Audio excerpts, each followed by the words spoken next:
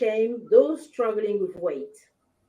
Others think that people only gain weight due to overeating, whereas that is not always the case. There are conditions that cause weight gain. And we all know that losing weight does not happen with well wishes. It takes commitment and a well thought out plan. What condition could cause weight gain? What struggle come with weight gain? What are the different programs out there to help lose weight? What risk and benefit are associated with weight loss? Stay with us to get all your questions answered. At the live production, Andy Martinez, and behind this microphone, Pastor Mercy Jenebouboire, CEO of Leadership Excellence for Women by Women, a Dallas-based not-for-profit organization. Precious women of valor, precious men of valor, welcome to Leadership Excellence for Women by Women talk show. Connect, explore, transform, and uplift each other's to reach their limitless possibilities. When did the domestic violence start in your marriage? Immediately. 93% of juvenile victims of sexual abuse is by people they know. Yes. Before I used to edit on a free software and people paid for that. Then I got better on my paid software, so I got more clients and they offered to pay more. You don't need to go as far as fighting a woman, beating a woman, diminishing her, insulting her, humiliating her. Non, on pensait que c'était une Américaine qui allait venir. Non. Les gens, dès qu'ils commencent un boulot, c'est fini, hein. C'est jusqu'à la retraite. Tu vois, ils ne cherchent pas à changer de boulot, ils ont peur. The testimonies, the stories are just amazing. Comment démystifier certains mythes sur l'augmentation de salaire et la promotion? Leadership Excellence for Women by Women. Precious women of valor, precious men of valor, good evening and welcome to the talk show of Leadership Excellence for Women by Women. I am pleased to present our talk show entitled Weight Loss Journey, Struggle, Programs, Risk and Benefit. To discuss this, we are honored to have in our talk show the three precious women of valor, starting with Elder NSAMA, CHIFUPI, that is coming to us from Maryland. We do have Dr. TERRI Peter also, and Sonia King, all based in Maryland. Good evening, Elder NSAMA, Dr. TERRI, and Sonia. Thank you for accepting our invitation. To please introduce yourself. Absolutely. Hello, everyone. My name is Elder NSAMA. I am an elder for Forward in Faith Ministries based here in the DMV. I am a 28-year-old wife of 7 years and a mother of 3. I recently just had my last born 3 months ago. I absolutely love all things God. I love all things music, and I love all things food. So you can imagine how weight loss has been a journey for me the past couple of years with childbearing and everything. I'm excited to get into it with you all, and thank you for having me. Thank you, Elder NSAMA. Good evening again, Dr. TERRI. Would you please introduce yourself? Yes, good evening, everyone. Thank you so much for inviting me to participate in this wonderful presentation tonight. I am originally from Philadelphia, Pennsylvania, relocated here in 1995 with my husband, Rick Peters, and I told him I wanted to open a wellness center, so he built me a compounding pharmacy. We specialize in customized medications for weight loss, diabetes, hypertension, pain management, veterinary, you name it, we are able to compound it. So we work with the physician who has patients, if they need customized medication, we take care of them. So I'm glad to be here. Thank you so much. And I hope that everybody has a pen in hand because we plan on sharing a lot of information tonight and hope that you will take good notes. Thank you. Thank you so much, Dr. TERRI. Hello again, Sonia. Kindly introduce yourself, please. Yes, good evening, everyone. My name is Sonia, and I'm originally from West Virginia. I currently live in New Jersey. I love all things family, travel, friends. you name it. I decided to take a journey with weight loss a year ago, and I'm excited to tell you all about my journey, and just excited to be here with everyone tonight. And I've also been in healthcare for about the last 30 years, so I am super excited to share this evening. So Thank again, you so much, Lindsay. I just want to say that you all look extremely beautiful, and I hope that our public will be focusing on what we are saying instead of admiring these Black beauties. But you all look really beautiful tonight. Thank you. Yeah. Thank you. Today, in episode 1, we want to bring awareness on conditions that could cause weight gain and the struggle that comes with it. We will also discuss about the different programs out there to help lose weight. And next Friday, in episode 2, we will analyze the risk and benefit of each weight loss programs. Let's first start with conditions that cause weight gain and the struggles that comes with it. Sonia, I will start with you. Have you always struggled with weight? Yes, I have. I feel like I've struggled with weight since I was 12 years old.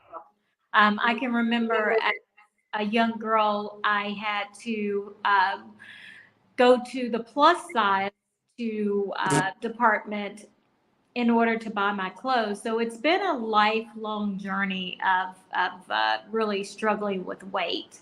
So yes, to your question, I have always struggled. Wow. We will come back to that. Let me go to Elder NSAMA. What caused you to gain weight, Elder NSAMA?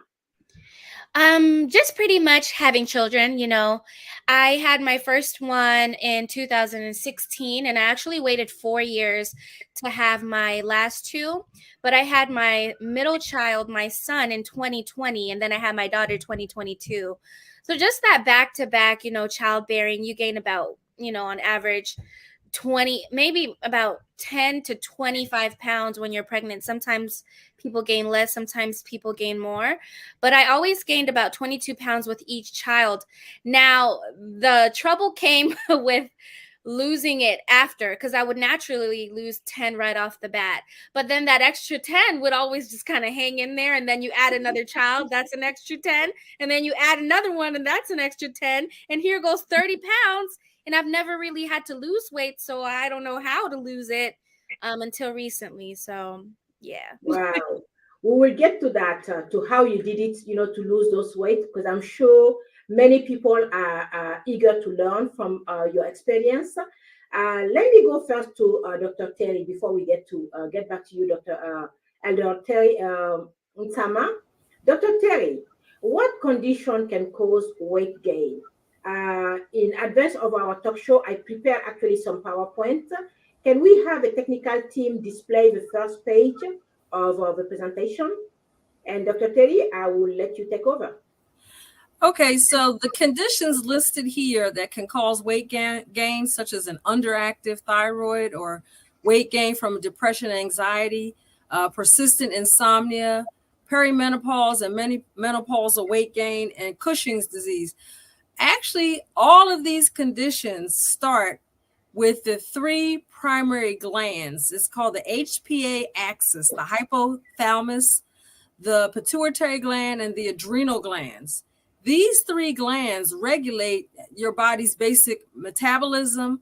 And when we speak of metabolism, we're talking about our body's need for 6 essential foods: proteins, fats, sugars, water, minerals, and vitamins. And lastly, most importantly, water. When you are struggling with weight as a child, oftentimes it may have to do with an underactive thyroid.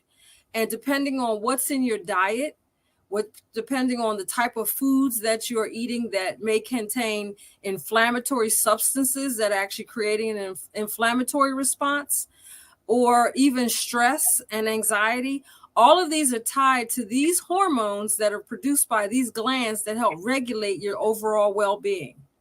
When we speak of an underactive thyroid, what we're speaking about is the thyroid's inability to regulate fat burning. It releases hormones such as T4 and T3, which is levothyroxine and liothyronine, and it regulates calcium production. It regulates your body's temperature. And so one of the signs of an underactive thyroid is that you can't tolerate cold. So when you have those issues, they manifest that way.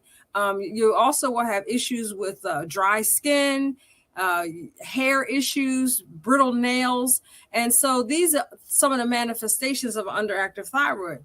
Too often in our society, people are immediately put on thyroid medications and they don't look for a very essential product that should be at a normal level, and it feeds the thyroid gland, and it's called iodine.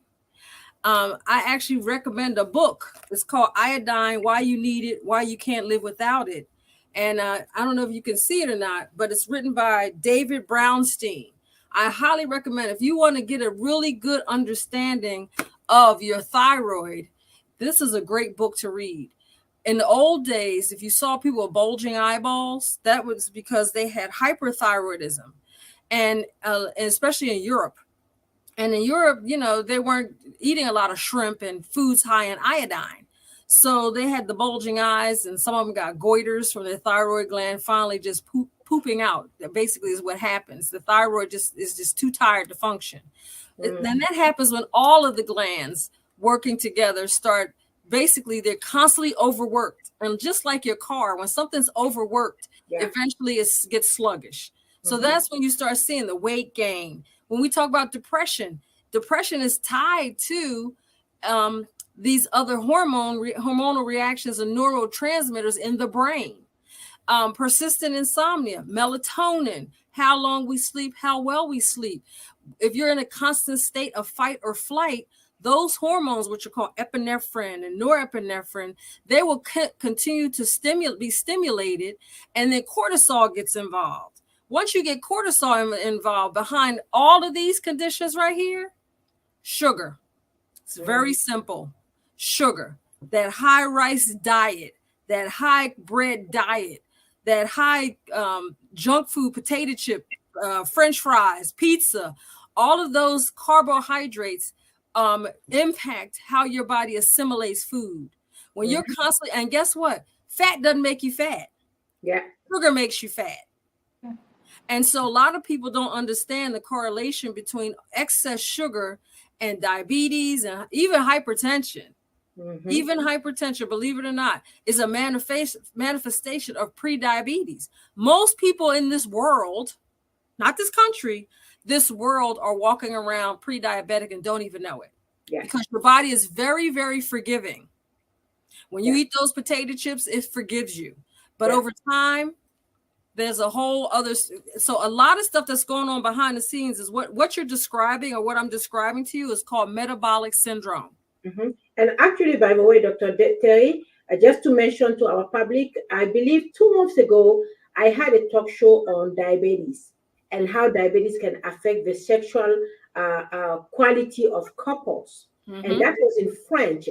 But definitely, I plan to bring the same subject in English and hopefully translate it in Spanish to really help our community to understand that, just like you said, many people are walking around pre-diabetics and not even knowing it. So I just wanted to mention that. I will let you continue. That's very important that you said erectile dysfunction, low libido. That has to do with poor circulation in the genital area. And that is a manifestation of pre-diabetes, because excess sugar floating around in your blood is like super glue going through your bloodstream. So that's sure everything sticks to it. Fat globules stick to it, which then clog up your arteries and your veins and your blood vessels. When you start getting broken blood vessels, that's because they become brittle. The cure for brittle blood vessels is a high vitamin C diet. And guess what vitamin C is high in? Fruits and vegetables. When I recommend foods for people to eat and I talk about fruits and vegetables, I focus more on berries, blueberries, strawberries, raspberries. Women who have issues with getting pregnant, red raspberry, great uterine tonic. Blueberries are good for the eyes because they're loaded with chemicals like xenoxanthins, acanthocyanids. It's a lot of long words, but anyway, it helps support eye health. Also, it has a low sugar content, so you assimilate it better than some of the fruits that we really like mangoes and things like that, which are it's too concentrated sugar. So if you're having issues with blood sugar, focus more on the berries, because the berries are high in vitamin C. They support good eye health, and they're just overall good for your blood vessels because they help your blood vessels to stay more pliable.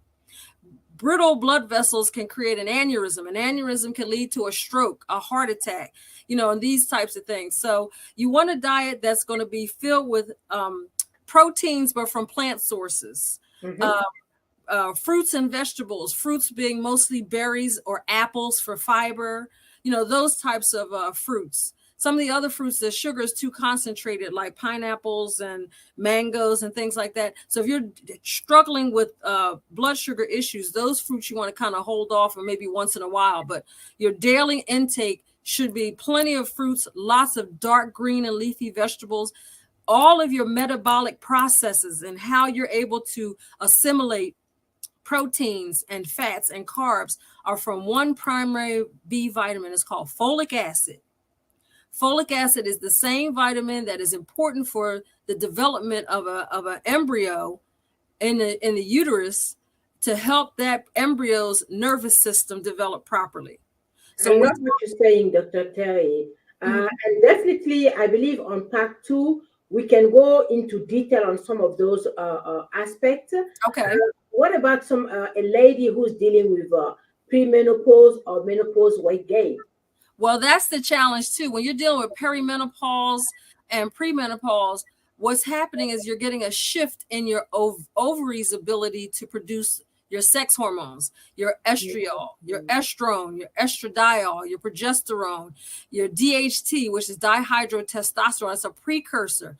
Women who lose hair, one of the first saliva tests I do on them is DHT. It's responsible for male pattern baldness. But guess what? We're seeing more women with elevated testosterone levels. And that's when you'll see facial hair, chest hair, and then hair loss. You actually start looking more like a man with the hair loss. And so a lot of times it's because you can get estrogen anywhere. All the plastics we're drinking water from, xenoestrogens, birth control pills, synthetic estrogens. And the dirty little secret about the birth control industry is that if you start your 15-year-old on birth control pills and don't take her off within 5 years, she's pretty much guaranteed by her 30s to have breast cancer or ovarian cancer or uterine cancer. And the breast cancer that she will have is the very difficult to treat type that spreads quickly. So, and the thing that I am concerned about with even any type of hormonal treatment, get a baseline first. Customize the hormones that you start with. That doesn't happen. What happens is you start on some basic dose, and if you keep having breakthrough bleeding, then they keep upping the dose. And then start having breast pain, and now you're having all these other side effects. So get a baseline before you let anybody put you on any form of hormones. But that's what you're saying, Dr. Terry, because, and I believe at one point we're going to talk about it, the kind of homework that we patients have to do. This has been my battle with the Black community. And I believe at one point during the talk show, we're going to talk about it, how we need to be proactive. Yes. Do not give everything in the hand of the doctor. They can't do everything for us. We live in a country where you have access to internet, you have access to information, you have no excuse, period. That's what I keep telling ladies, especially we women. We deal with so much today that sitting, back and then expecting your doctor to do all the homework for you, it's not going to happen. I am sorry. If you want a tailored treatment and you want to be taken care of, you got to do your homework, number one. And then also when the doctor is about, you go to your doctor appointment, be ready to ask questions. Just Don't just be like taking everything that they're telling you. And before we go to the next slide, I would like to ask Sonia King. Sonia, Dr. TERRI has talked about multiple conditions that can cause weight gain. Do you identify with any of these conditions that she already talked about that made you, to gain weight? Yes, I do. Actually, underactive thyroid. So I discovered that I had that maybe 3-4 years ago, but listening to the information that Dr. TERRI presented today and described, I believe maybe that I suffered from that as a young child and no one ever identified that. So for me, I want to do more homework on what was the real root cause of my weight gain, even as a little child. So you've given me a lot to think about and to go back and do some digging to help others in my family. Yeah, and that's beautiful because, like I said, later on, Sonia will tell us how she lost the weight. But again, and I believe Dr. TERRI can correct me if I'm wrong. I'm not a medical doctor, but unless you go to the root cause, you will just be treating the symptom. Absolutely. And it will come back. If you don't deal with the root cause, no matter the type of method that you use to lose the weight, it's gonna come back. Yep. So before I ask Elder NSAMA, let's go back to Dr. TERRI. Can I have a technical team show us the second page on the condition that could cause weight? Because I really want Dr. TERRI to really break it down for us today. Dr. TERRI, please take over. Interesting. This page here is very interesting because there are a lot of young women, in the old days, before they figured out what it was, polycystic ovarian syndrome, they called it Mittelschmerz, M-I-T-T-E-L, I think it's S-C-H-M-E-R-Z, a German name which meant horrific mid-cycle ovarian pain. And guess what the treatment of choice is? It is a diabetic medication called metformin. Ovarian uterine tumors, if the tumor is benign, thank God, get it removed. But if it's cancerous, of course, that could cause weight gain. But again, steroids, even birth control, antipsychotics, antidepressants, epilepsy drugs, beta blockers for high blood pressure. Let's start with polycystic ovarian syndrome, ovarian uterine tumors, and steroids. When you have sugar elevations, this will support what I talked about before. Mucus, stickiness. I didn't think that I could get pregnant for a little while, and I had an iridologist who actually examined the iris of my eye and said that there was so much mucus in my uterus that the eggs were literally drowning in the mucus in my uterus.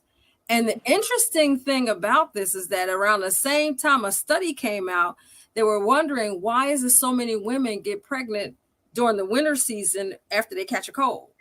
Well, they take Robitussin, which thins the mucus. And that's why so many women get pregnant during cold and flu season, because they're taking these thinners that thin the mucus out and allow for pregnancy. So think about the foods that you're eating. Are you eating a lot of dairy products? Are you eating a lot of high salt products? Are you eating foods that trigger mucus production? And you can go online and look this up. Mucus producing foods, stay away from them, because if you have asthma, and asthmatics produce excessive amounts of mucus. So they feel like they're drowning in their own body fluids. But also at the level of the ovaries and the uterus, there's mucus there too. Matter of fact, women who are trying to go the natural way to get pregnant, what do they tell you to do? Test your mucus and see if it's thin or thick enough during the cycle. That'll determine your ability to get pregnant. People who don't, use, birth control or whatever. And then, of course, steroids. Steroids compete with your adrenal gland's ability to produce cortisol. That's your body's own natural steroid. Did you know that? Did you know that your body makes its own steroid called cortisol? When you're under stress and you go into fight or flight, your adrenal glands secrete cortisol to help your body to address the stressor. your adrenal glands also, and they sit like little pyramids on top of your kidneys. And I call them your power packs, because when your adrenals fail, that's usually when you're in critical care and you flatline. That's how important they are. And they are overlooked and never looked at until you're in critical care and they're trying to determine whether you're a do not resuscitate or not. That's the first time they actually look or consider your adrenal glands. More and more people are starting to look at them, but they even supply your sex hormones, the adrenal glands.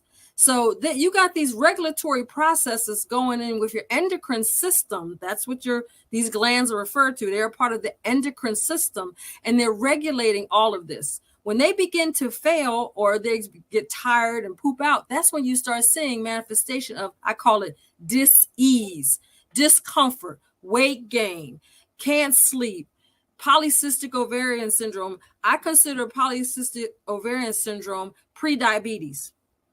That's when you really start needing to treat yourself and eat like a diabetic is supposed to eat. Cut back on the sugar. Eat more fruits that are berries. Eat more vegetables. Load your plate up with vegetables and eat a smaller portion size of protein. We don't need as much protein. I love what you're saying, because I believe on episode 2, we have a slideshow that is talking about actually and literally showing a healthy plate. So I'm just laughing while you're talking. When I'm looking at all those points, let's talk about steroid, because there is a reason why I want you to quickly talk on that. That really concerns me, and I would love to hear about that. Because, the steroid that could cause weight gain. Let's have a technical team put back again the page 2 of that slideshow, please. Yeah. Okay, so when we're talking about steroids, why do we take steroids? Steroids are taken for an inflammatory response. So if you're having a severe asthmatic attack, you're going to need steroids. I would never tell somebody don't take steroids if you can't breathe. So you absolutely need it, but just know that there's going to be side effects associated with steroid use, because when you take steroids, it actually suppresses the adrenal glands. Because what you have to understand about the endocrine system, it works by feedback. So when you take a steroid, you make less cortisol, because the steroid has kind of pushed it out of the way, and your body says, oh, okay, there's enough steroid floating around in here. So, but the thing that you have to understand is the steroid that you take, like prednisone, right? That's 5 to 10 times more potent than what your body naturally makes. Yeah. So that's why you'll see side effects like the swelling of the face and things like that, and swelling of the hands. The blood pressure may go up, and definitely you'll become your blood sugar will definitely go up dramatically when you're on steroids. Yeah. But if you are in a crisis and you need steroids, then you take those steroids. What you have to do when you take steroids is stay away from sugar. If you have to take steroids, get your sugar from natural sources. Don't get extra processed sugar. Stay away from that stuff. You need to have something sweet. Eat a small quarter cup of berries, and you can put some, if you want to put some whipped cream on it, use like the almond source of whipped cream, something like that if you have to have that. But stay away from sugars when you're taking those steroids, and drink plenty of water so you can flush the excess steroid out of your system, so you don't get yeast from it, because it increases yeast and it decreases your immune system, so you're more susceptible to other types of infection. And right now we're dealing with COVID and RSV, and we're dealing with the flu. So you want your immune system to be strong. So you want to do things that are going to boost your immune system back up once you get off the steroids. Yeah, I definitely believe I need to bring you back to have a more discussion on those, because, when you were talking about drinking a lot of water, we know that, as American, most of us, thank God, I drink water, but many of us do not. And that doesn't help, with the weight gain factor. Right. So I would love to have you back on this platform to talk more about that. Let's get into common medication. We know that like many young ladies take, birth control, and even married women. Some of those common medications that we don't think of, or you don't think much that they could make us to gain weight. Please, can you touch on that in just 1 minute so that we can? Yes, I'll make it quick. Yes. Birth control pills, we were taught in old days that they mimicked pregnancy. They do not. They actually send your body into menopause. That's why when people take birth control pills, when they come off of them to allow their cycle to kick in, they will actually have hot flashes.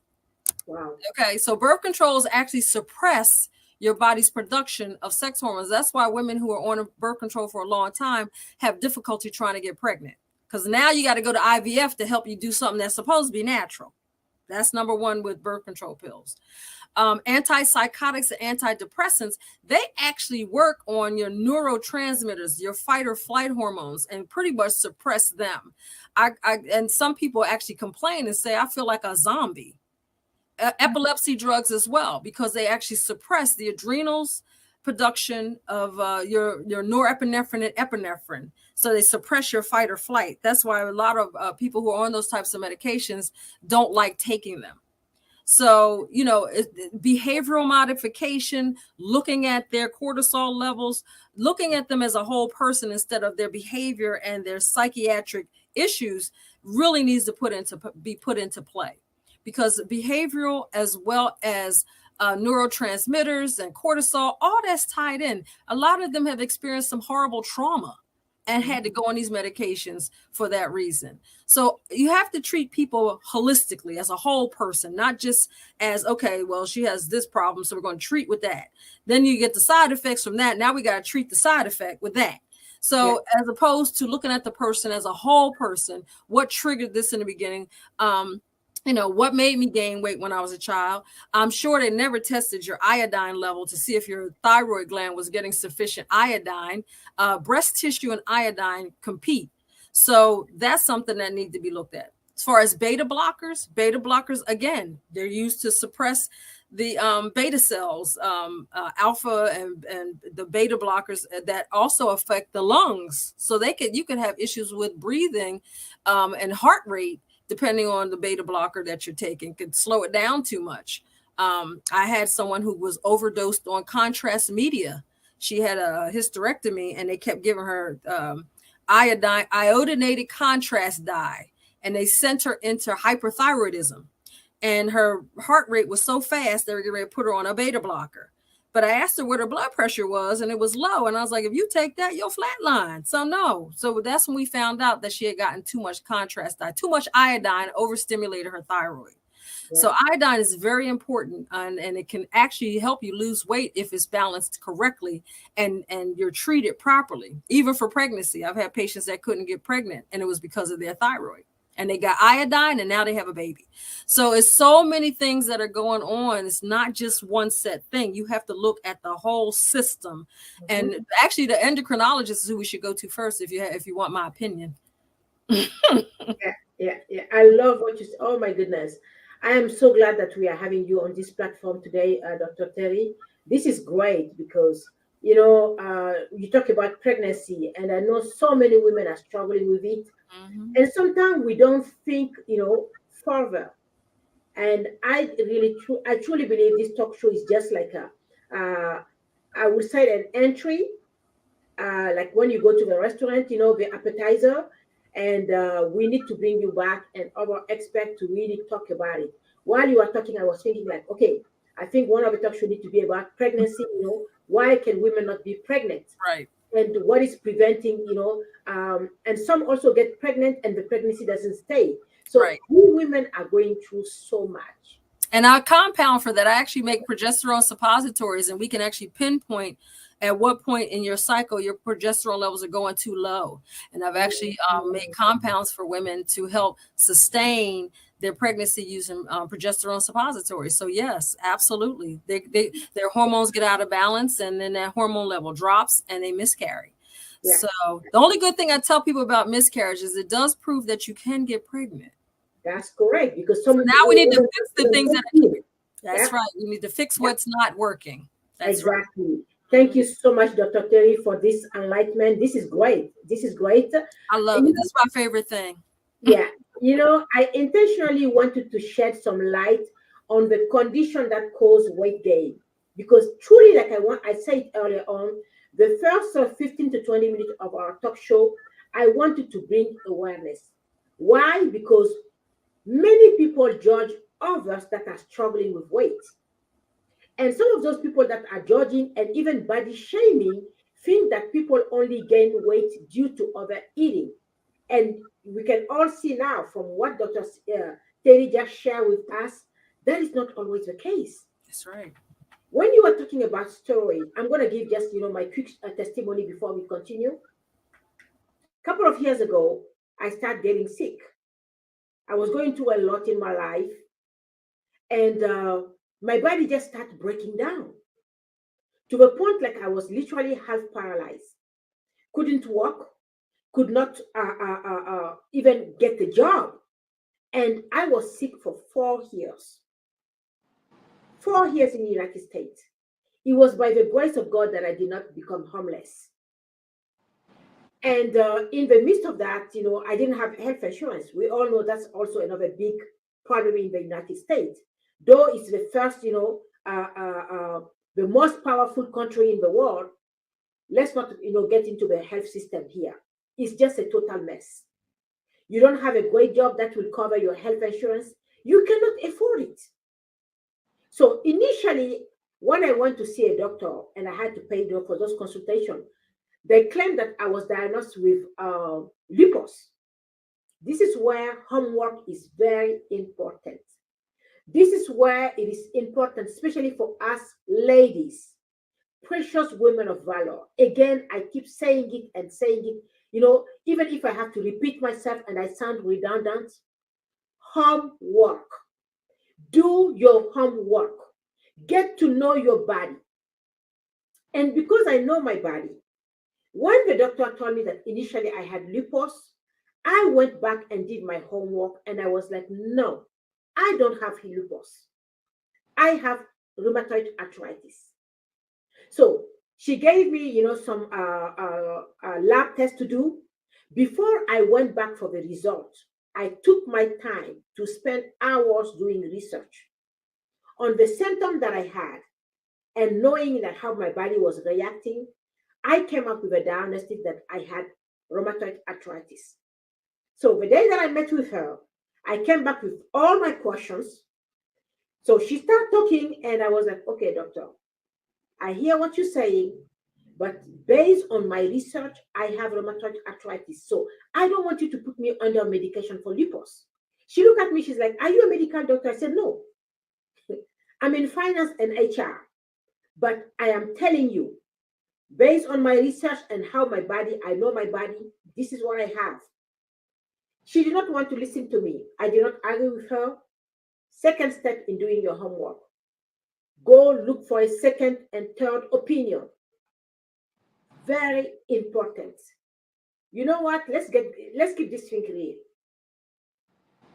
I and my precious speaker panelists are all African American. We know how the health system is discriminatory in the United States against Black people. We know how many Black women are dying when they are giving birth because of the way that we are treated. So it's either we change the narrative by educating ourselves, but it's not only about educating yourself. Do your part. You go see a doctor and you don't like what they're telling you, go for a second and third opinion. Don't just, swallow everything that they're telling you. You got to do your homework. Be assertive. I'm not telling you to be arrogant, no. But know your body. Observe your body. Analyze your body. And when they're telling you something, go do your homework. If your spirit is not convinced with it, go for a second and third opinion. So that's what I did. And sure enough, meanwhile, she put me under, it wasn't prednisone, I can't remember the name of that medication, but it was a steroid. Dr. TERRI, within 2 months, I used to be between size 7 and 8.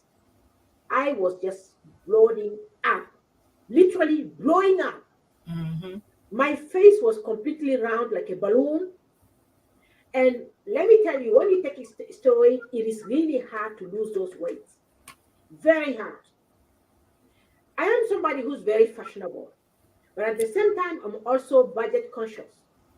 When I spend money on, outfits, I like quality so that I don't have to go back and buy again. So I spend the money.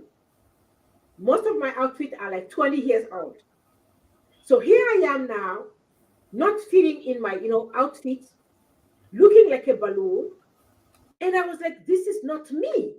But guess what? During that time, many people who knew me will make comments like, oh, Pastor, you're getting fat.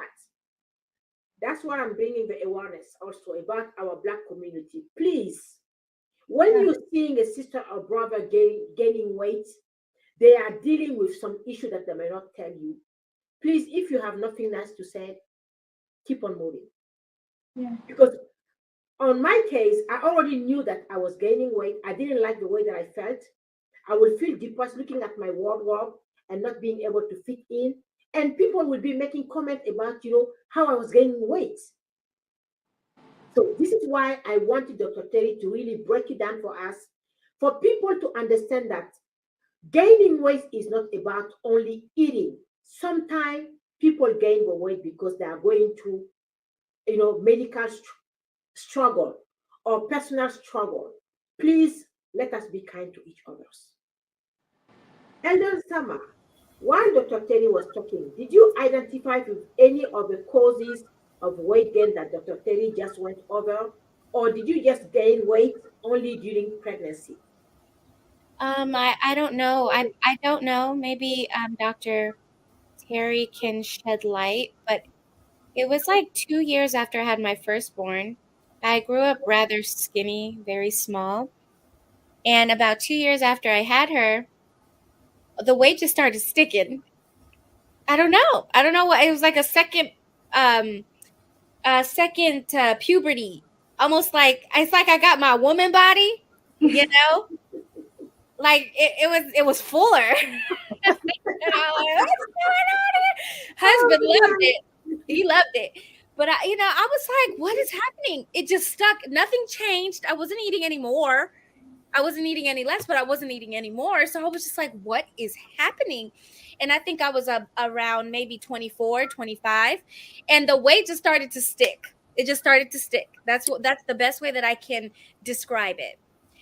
And at first I liked it, and then it just it stuck more, and it stuck some more. And I was like, okay, what is happening? So I would definitely like her to shed light on that. I don't know if it was like a hormone, and I've seen other women talk about this. It's like a second puberty. That's the best way we can describe it. It's like you go from having your adolescent body to your woman body. I don't know. And it comes with a different set of rules that you have to get used to. So now what you used to be able to eat, you're not able to eat anymore. Or, and I heard women say, well, once you get a little older, and I'll be like, please. All right, look. Let's go back to what I talked about. Metabolism. Metabolic syndrome, metabolism. Once we age, and also fatigue. People raising babies. Mom, yeah. You had in your list insomnia. Once you give birth, your sleep days are done. Done. And that fatigue is so bad. Let me tell you, my daughter is 25 years old now. I just started losing my baby weight, okay? That's how slow it was. When I started pharmacy school in 1989, I was 118 pounds. When I graduated from pharmacy school, I was 168 pounds. Then I met my husband. Then we had my daughter. And this is that picture I showed you. 202 pounds. That's me right there. 202 pounds. You are under the influence when you have a baby of human chorionic gonadotropin. We actually compounded that in dropper sizes before the FDA said we can't do anymore. But 910 pounds later, my whole group of people that were on it, we lost 910 pounds in 26 days each. When you're under the influence of human chorionic gonadotropin, the difference between that, they did a study and they found out that these women in India were barely eating, but yet they were producing healthy babies. Human chorionic gonadotropin actually goes out after the belly fat, which is the hardest fat to get rid of because it's a solid, more dense fat. most exercise programs do not work to get that fat off you, which is why people get liposuction, which is why people get gastric sleeves done, because it does not want to move. You can run. I ran a marathon at 38, 26.2 miles in 6 hours and 40 minutes. And in that training from March to October, all I lost was 25 pounds. And as soon as I stopped, my feet hurt so bad, I stopped running and gained it all back plus some. It wasn't until I took this hormone with my team and all of us lost over 910 pounds, but it's not sustainable. You have to change how you look at food from now on. You have to say, how much protein do I need? Protein is your meats, your fish, protein sources from plants. Like some people, you know, beans and nuts and seeds and things like that. Carbohydrates. You have to look at how much water. Key point for everybody. Unless you have kidney disease and your doctor and congestive heart failure, your doctor says to limit your water intake, you should be drinking half your weight. Write this down. Half your weight in ounces per day. My. So if you weigh 185 pounds, you should drink 90 ounces of water a day. 16.9 ounces in each one of those bottled waters, right? That's about 500 mLs, a half a liter. You should be drinking about 5 or 6 of those. Wow. Okay. Most people get 2 in and that's it. Yeah. And your poor little kidneys, and you can tell because your skin is so dry. Yeah. Your lips are all crusty. That's the sign that you're super dehydrated.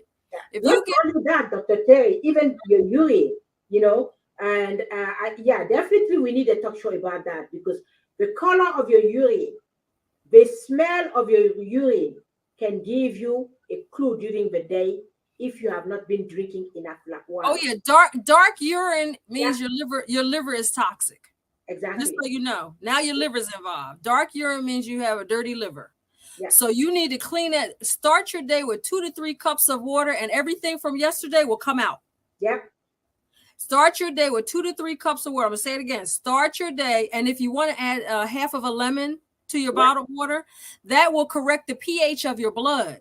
When you eat a high meat diet, you're very acidic on the inside, which allows cancer cells love sugar and they love acid.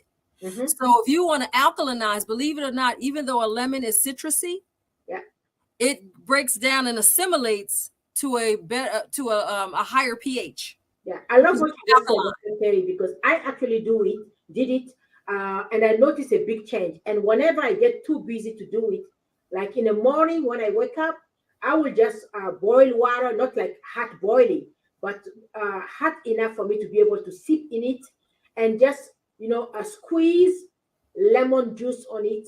Mm-hmm. Trust me. First of all, it kick in my metabolism. Exactly. Give me energy. Help me, to go to the, to do the big second one during the day. Mm-hmm. And the day that I get busy, I forgot doing it.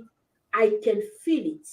Mm-hmm. I can. Well, on those days, just keep it room temperature and get your bottled water and take half of a lemon, take a swig to make room for the lemon juice from the lemon, not real lemon bottle crap, real lemon. Put that in your bottled water, and then you can sip on it. Drink your water room temperature. Try not to drink ice cold water because that's hard on your gut. But room temperature. And then some people later on in the day, if you want to make yourself a drink that contains strawberries and cucumbers are a natural diuretic. It will help you. So if you're on water pills, add cucumbers to your diet. Cucumbers and strawberries, all of that in a nice drink. You can sip on that. And it's really good for your cells. Your cells assimilate and take it in much better when it's in those smaller particle sizes. So that's why we recommend for people that go through cancer and things like that. We have a protein powder that we actually sell because we have our own vitamin line. So we have protocols to help people on part 2. We would love to see some of those products. Mm-hmm. I just want to jump quickly to Sonia King.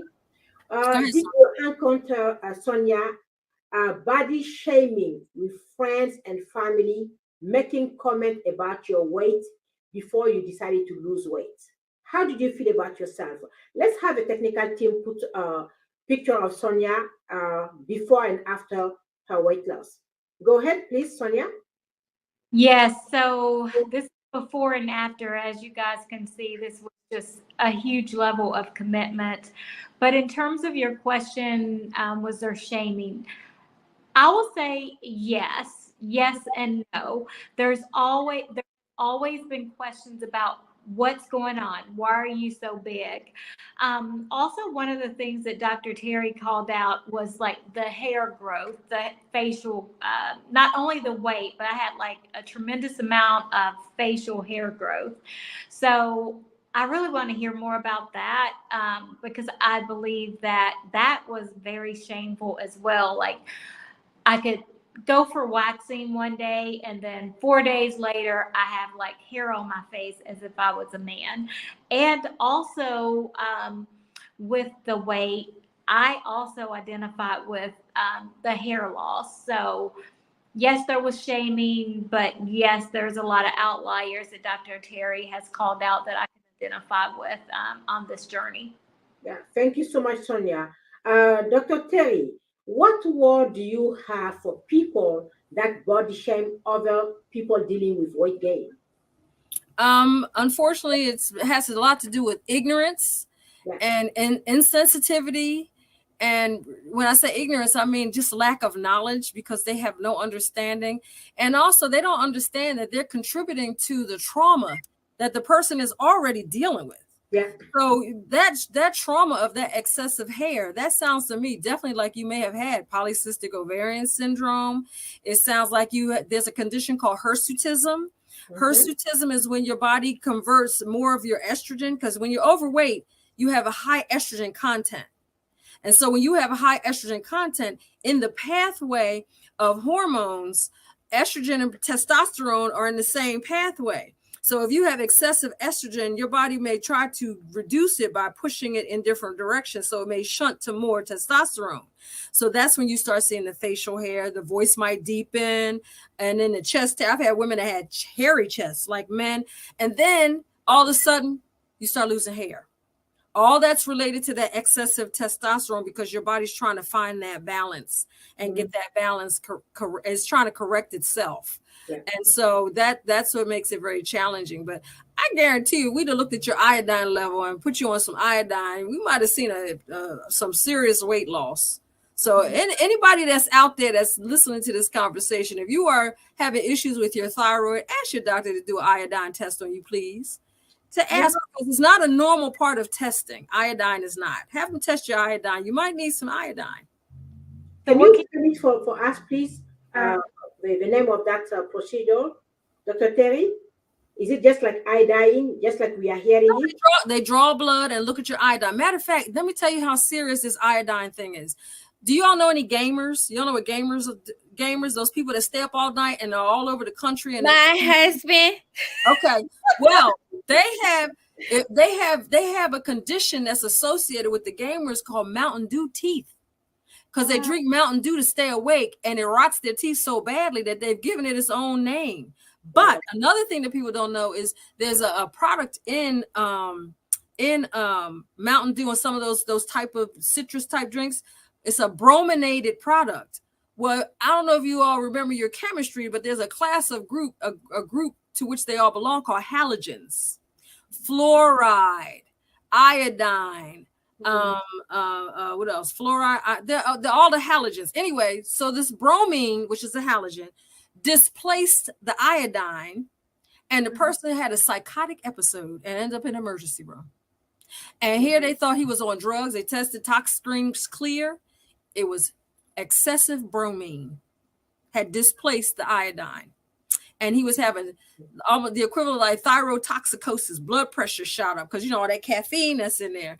The bromine replaced his iodine, freaked his thyroid out, and he was actually having a psychotic. So these are the kind of things that people don't know. But, you know, this is why you have to have a community of people around you. You need to have a registered dietitian if you want to know how to eat properly. You need to have, and the best ones are registered dietitians that are also certified diabetic educators, because they work with congestive heart failure patients on putting them on a proper diet, renal failure patients on putting them on a proper diet. I'm working with a wonderful woman in this community, and if you want her name, let me know. She is dynamic. She is dynamite. And she actually, Dr. Terry, we would love to bring her up just for, a talk show on, that aspect of our health.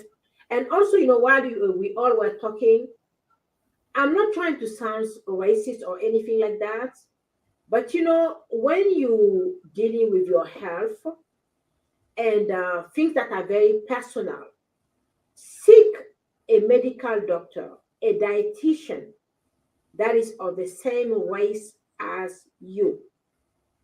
I'm repeating myself because we Black people, we have some particularity that only a medical doctor of our race, just like a Caucasian. I'm not saying like, a Black medical doctor will not be able to diagnose and treat and have a tailored program for a Caucasian. But because they are Black, if they have a Black patient, they can easily relate. Right. Same thing with Caucasian doctor. We just have to keep things real and then stop, this hypocrisy of acting like, everything is, no. It's time for us to know what to do. Not only that, do the right thing. That will benefit you, and that will also benefit the whole community, because if one of us or multiple of us in our Black community or Caucasian or Asian community is sick, it's the whole Asian or Black or Caucasian community that will be impacted. Let's remember that. I'm not saying to disregard other races, but when you're dealing with your health, especially if you know that you have some precondition, health condition, make sure that you are dealing with people that can relate to you because they come from the same background. Mm-hmm. I would like to ask, how do you call it again? Elder NSAMA. Let's now talk about the different programs out there to help lose weight. Elder NSAMA, what's the name of the weight loss program you did? Just give us the name, and I'm going to ask Dr. TERRI to give more detail on what you did. I'm currently doing intermittent fasting. Okay. When you and I saw actually a post that you did on Facebook, Elder NSAMA, I smiled because, as a woman of God, my husband and I, we are both, servant of God. And we truly believe in fasting. But let me tell you, some of our church members that are American, when you talk about fasting, I mean, some of them literally want to fight us, like, oh, you don't need to be fasting. So, Dr. TERRI, I want you to take over on that. Could you please give us more detail on intermittent fasting? The problem with America is that we have so much access to food that we've learned how to be gluttons. Yeah. And we think that if we don't give our body a break to allow it to take the foods there have been people that have been found dead in their home with fecal matter coming out of their mouth. And it sounds gross, but they were so constipated. We have 30 feet of intestines. At any point in that 30 feet of intestines, you can have constipation and not know it. Believe it or not, one of the manifestations of constipation is diarrhea. It's because your body's trying to pull water from sources to try to push that fecal mass that's stuck up in somewhere 2 feet up of the 30 feet, trying to push it out. And so when you fast, you actually give your body a break to allow it to assimilate. Mm-hmm. And that's why people who fast may also drink water. I watched one of my students because my husband and I are associate professors for Howard University. Yes, Howard University. Yay! I didn't go there, but I feel like I should have. I feel like I've been there. I love Howard. But they're wonderful students, and you can't see this on this side of me, but I have their work. One of the things I required, they had to do a presentation and do a, and break down. So one of them has adrenal sufficiency is on my wall here. And they really helped me to talk, and talking to them, we really helped them understand why you have the importance of fasting. When you fast, right, you let your body rest and allow it to assimilate and take in all the nutrients. When you are constipated, your body's taking the waste product that's clogged up and stuck in the intestinal area, And we call it a caca suppository because you're literally recirculating toxins that should be out of the body. So when you're constantly piling food into your gut and not giving it a chance to work its way out of the body by drinking water, it stays there. Then you get bloating, you get acne, your skin starts breaking out. That's all. And your armpits smell, you smell bad. During Vietnam, the Viet Cong were able to find the American soldiers because of their smell. Because of their fecal matter, the waste products, the high urine smell that was in their stool was actually guiding the Viet Cong right to them. So, I mean, understanding that that 8 hours of eating and 16 hours of fasting really allows your body to become even more efficient, because when you overeat and then stop eating, your body's like, oh, where's the food? And then you're giving us, you're hydrating. If you're hydrating during that 12-hour period, right? You're pushing that waste out instead of allowing it to accumulate and for you to have that lethargic, that tired, sick feeling all the time. And have you noticed there's a lot of people that you see on TV now, since they show up close to their skin, they have horrible skin. Yeah. A lot of them are toxic. Yeah. That skin, that I have not had acne, number one, because I had a wonderful teacher in 3rd grade that taught me how to wash my face. And I've been doing the same routine since I was 8 years old. So I didn't have acne like some of my friends, but you know, I've tried to help my daughter. She started having acne. I was like, oh my God, I can't be promoting skincare and healthcare of my own child. So I taught her the same thing that my 3rd grade teacher told me. Her skin cleared up. You got to teach us that, doctor. Because this is the first thing people see. So if you got bad teeth, don't say about my skin. It tells your health. It tells your health.